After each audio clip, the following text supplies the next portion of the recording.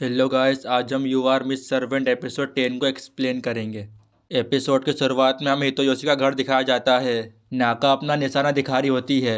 हितोयोशी कहता सच में निंजा काफ़ी ज़्यादा कूल होते हैं। नाका कहती है कि मैं तो अपने भाई जैसी बिल्कुल भी नहीं हूँ, मैं उससे काफ़ी ज़्यादा कमज़ोर हूँ। मैं कभी कदार ये सोचती हूँ कि काश मैं एक नॉर्मल परिवार में पैदा हुई होती और काश मेरे पास कोई भी पावर ना होती। उसकी बात सुनने के बाद यूकी कहती है मुझे भी सेम फीलिंग होती है। वो उसके पास जाकर कहती है अगर तुम्हें कुछ भी प्रॉब्लम हो या फिर कुछ भी चीज़ें शेयर करनी हो तो तुम मुझसे कह सकती हो। ये सुनने के बाद तो नाका भी खुश हो जाती है। उन दोनों की बातें सुनकर हितोयोशी भी खुश हो रहा था। इसके बाद उसके पीछे अचानक से ग्रेस आ जाती है। वह कहती है कि तुम तो काफ़ी ज़्यादा लकी हो, तुम्हारे चारों तरफ से लड़कियां ही लड़कियां हैं। अगर तुम चाहो तो तुम इनमें से किसी को भी पिक कर सकते हो। हितोयोशी ब्लश करते हुए कहता है कि ऐसी तो कोई बात नहीं है, और वो कहता है कि मैं ऐसा कुछ भी नहीं सोचता। यूकी नोटिस करती है कि वो उसे परेशान कर रही है। फिर हम देखते हैं यूकी ग्रेस की कैंडी के ऊपर अपना निशाना लगा देती है। यूकी कहती है मैं तो बस पेड़ पे निशाना लगा रही थी। ग्रेस कहती है तुम पागल हो क्या, तुम किसी की भी जान कहीं पे भी ले लोगी। यूकी कहती है अगर तुम मजाक उड़ाओगी तो मैं तुम्हारे साथ ऐसा ही करूंगी। और वह कहती है कि तुम ये मत भूलो कि मैं तुम्हारी बहन को ढूंढने में तुम्हारी मदद कर रही हूँ। उसकी बात सुनने के बाद तो नाका भी जान जाती है कि ये कोई नॉर्मल लड़की तो बिल्कुल भी नहीं है। ग्रेस कहती है कि मुझे तुम्हारे बारे में सब कुछ पता है कि तुम हिकागे क्लैन की सबसे छोटी डॉटर हो, और मुझे ये भी पता है कि तुमने ही उसके पेपर पर नाम लिखा था। उसकी बात सुनने के बाद तो नाका भी हैरान हो जाती है। वो हितोयोशी के पास बैठ जाती है। हितोयोशी कहता तुम यहाँ पे क्या करने आई हो। ग्रेस कहती है मैं तो भूल ही गई थी, मुझे चाइना जाना होगा एक मिशन के लिए, और मैं वहाँ पर यूकी की बहन के बारे में ही पता लगाऊंगी। और ऑर्गेनाइजेशन से इसके बारे में पूछना काफ़ी ज़्यादा डिफिकल्ट होगा, और ये काम काफ़ी ज़्यादा रिस्की भी होने वाला है। और वह कहते हैं कि वहाँ पे तुम्हारा पुराना ठिकाना है ना। यूकी कहती है जब से मेरे मास्टर गुजर गए हैं तब से मेरा कोई भी ठिकाना नहीं है। ग्रेस कहती है कि मुझे सच में काफ़ी ज़्यादा बुरा लग रहा है, वो इसीलिए क्योंकि मैं इस साल का क्रिसमस तुम्हारे साथ सेलिब्रेट नहीं कर पाऊंगी। वो जाते हुए कहती है कि तुम यूकी के साथ मजे करना, और यह सुनने के बाद तो वो भी ब्लश कर देता है। नाका खुश होते हुए कहती है क्या तुम दोनों डेट कर रहे हो। यह सुनने के बाद तो वो दोबारा ब्लश कर देता है। वो कहता है कि जैसा तुम सोच रहे हो वैसा तो बिल्कुल भी नहीं है। नाका कहती है कि मुझे माफ़ कर दो, मुझे सच में नहीं पता था, मुझे लगता था कि तुम दोनों एक परफेक्ट कपल हो। हितोयोशी कहता है नहीं ऐसी बात नहीं है। फिर हम देखते हैं यूकी को जो कि कुछ भी नहीं बोल रही थी। इसके बाद हितोयोशी उसकी तरफ देखता है। वो कहती है अपने पुराने दोस्तों के बारे में सुनकर मुझे याद आया कि मुझे पहले किसी का केयरटेकर का काम नहीं मिला और ना ही मुझे किसी ने मिस किया, लेकिन अभी मेरे पास बहुत सारे लोग हैं जिन्हें मैं प्रोटेक्ट कर सकती हूँ, और इसी वजह से मैं बहुत ही ज़्यादा खुश भी हूँ। इसके बाद हम देखते हैं बर्फ़ गिरना भी शुरू हो जाता है और वो तीनों भी बर्फ़ को ही देख रहे होते हैं। फिर हम देखते हैं तो योशी को उसके डैड का मैसेज आता है। फिर हमें पता चलता है कि उसके डैड इस साल घर आ रहे हैं। हितोयोशी देखता है कि बहुत सारी बर्फ़ उसके घर के बाहर गिर गई है। इसके बाद आगे मोचितारो बर्फ़ में खेलने लग जाता है। इसके बाद हितोयोशी एक छोटा सा स्नोमैन बनाता है। इसके बाद वो यूकी को बनाने के लिए कहता है। वो ट्राई करती है, फिर हम देखते हैं वो कुछ ऐसा बना देती है।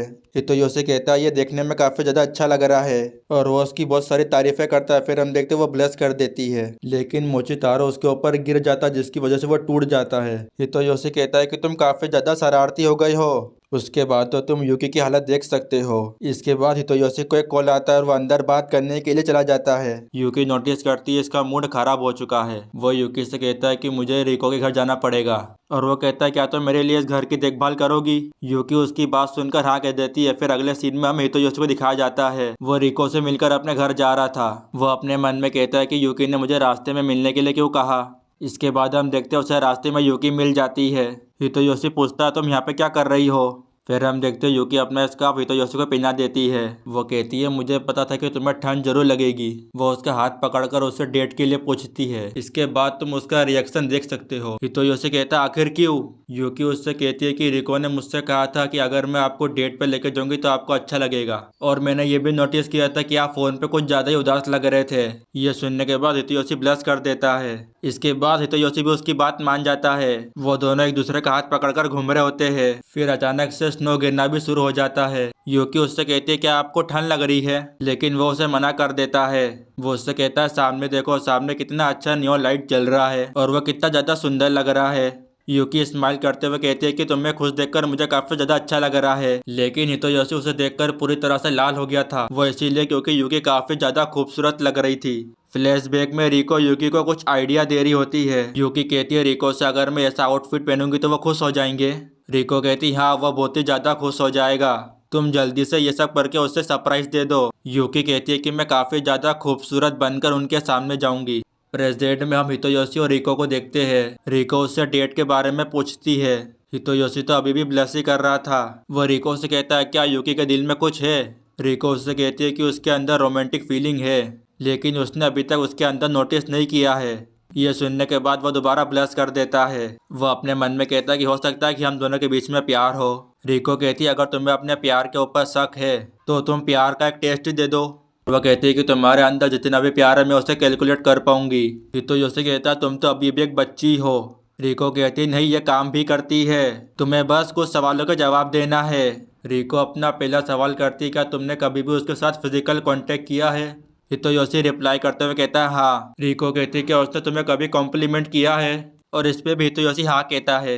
रिको कहती है क्या उसने तुम्हारे साथ बातचीत करी है, और इसमें भी हितोयोशी हाँ कह देता है। रिको कहती है क्या वो तुम्हारी मदद करती है। वह कहता है हाँ। रिको कहती है कभी उसने तुमसे कहा कि वो तुम्हें पसंद करती है। हितोयोशी फ्लैशबैक याद करते हुए कहता है नहीं।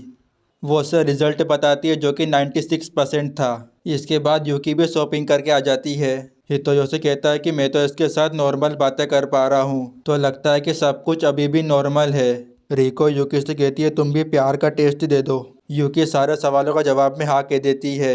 इसके बाद तो हितोयोशी काफ़ी ज़्यादा ब्लश कर रहा था। इसके बाद तो रिको को 100% मिलता है। इसके बाद वह तीनों एक साथ बैठकर डिनर कर रहे थे। रिको यूकी से कहते हैं कि तुम कंफर्टेबली बैठ जाओ, लेकिन हम देखते हैं यूकी का पैर बाहर निकल जाता है। इसके बाद तो रिको हितोयोशी का कुछ ज़्यादा ही मजाक उड़ाती है।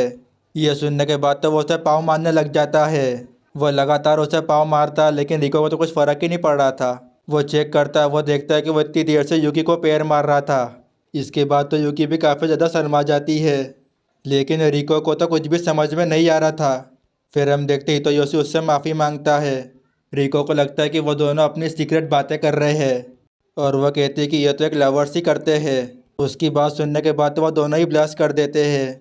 और इसी के साथ ये एपिसोड यहाँ पर ही ख़त्म हो जाता है।